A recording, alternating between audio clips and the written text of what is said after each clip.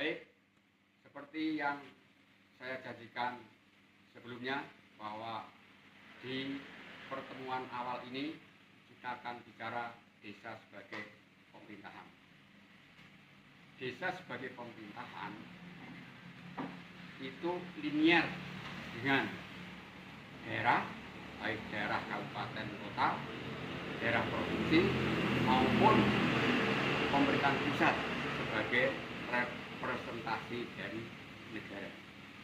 Desa sebagai pemerintahan kita terjemahkan sebagai unsur dari negara. Karena di Indonesia sebagai negara kesatuan Republik Indonesia itu kalau kita berbicara tentang negara itu unsur-unsurnya meliputi 1. Wilayah, 2. Penduduk, 3. Pemerintahan, 4. Kedaulatan. Kalau kita bicara tentang 4 unsur yang merepresentasikan negara di dalam konsep NKRI, maka desa itu punya wilayah, punya batas-batas tertentu yang memisahkan desa yang satu dengan desa yang lain. Yang kedua, desa punya penduduk. Jadi penduduk desa itu jelas bisa kita bedakan dengan penduduk desa yang lain. Dan yang ketiga adalah unsur pemerintahan. Desa itu punya unsur pemerintahan yang disebut sebagai pemerintah desa.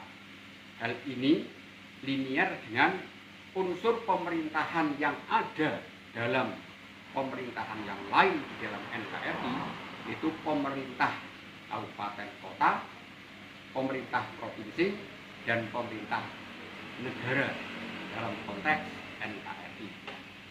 Kemudian yang keempat adalah unsur kedaulatan. Artinya desa itu sebagaimana daerah yang saya sebutkan, daerah kabupaten kota, daerah provinsi maupun negara itu punya kedaulatan, baik kedaulatan ke dalam maupun kedaulatan ke luar.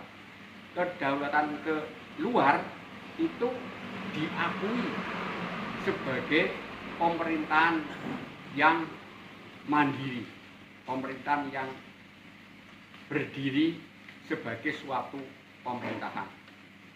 Kemudian kalau kedaulatan ke dalam itu di tingkat negara bisa membentuk atau menetapkan undang-undang yang harus ditaati, yang sifatnya memaksa, mengikat semua warga negara dan penyelenggara negara dan berlaku untuk satu sekup negara. Kalau daerah itu punya wewenang untuk menetapkan peraturan daerah yang berlaku, mengikat, harus ditaati oleh seluruh warga daerah dan seluruh penyelenggara negara di tingkat daerah. Demikian pula dengan desa, berwenang untuk menetapkan peraturan desa yang berlaku, mengikat kepada seluruh warga desa dan seluruh penyelenggara negara di tingkat desa. Oleh karena itu kita bicara tentang kedaulatan yang biasanya tidak diketahui oleh banyak orang, termasuk saya aja tadinya kurang memahami. Ini yang namanya negara mau diwakili oleh sosok negara itu sendiri, diwakili oleh daerah provinsi, diwakili oleh daerah kabupaten kota, termasuk diwakili oleh desa, itu punya alat untuk menegakkan kedaulatan dalam bentuk menetapkan peraturan perundang-undangan di mana untuk level negara disebut dengan undang-undang, level daerah disebut dengan peraturan daerah, dan level desa disebut dengan peraturan desa. Kemudian kedaulatan sebetulnya bisa kita analogikan juga dengan wewenang atau otonomi atau hak wewenang untuk mengatur dan mengurus rumah tangga sendiri.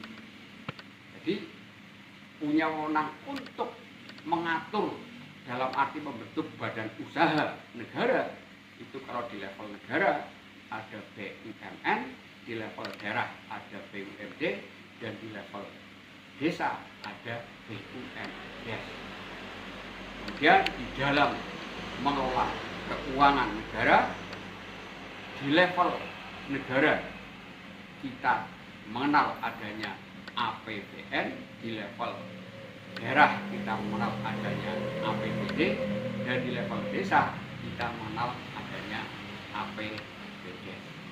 Oleh karena itu, kalau kita berbicara tentang desa sebagai sosok negara, yang tidak kalah penting adalah kita juga mengenal adanya aparatur negara, di mana aparatur negara di tingkat negara namanya aparatur negara tingkat pusat, kemudian aparatur negara di tingkat daerah namanya aparatur negara di tingkat daerah, dan aparatur negara di tingkat desa namanya aparatur negara di tingkat desa, atau yang biasa kita kenal dengan pamong desa. Mungkin pertama untuk konsep-konsep yang bisa mengantar kita memahami desa sebagai pemerintahan itu dulu. Nanti kita sambung dengan bahasan-bahasan lain yang berkaitan dengan pemerintahan desa. Terima kasih. Assalamualaikum warahmatullahi wabarakatuh.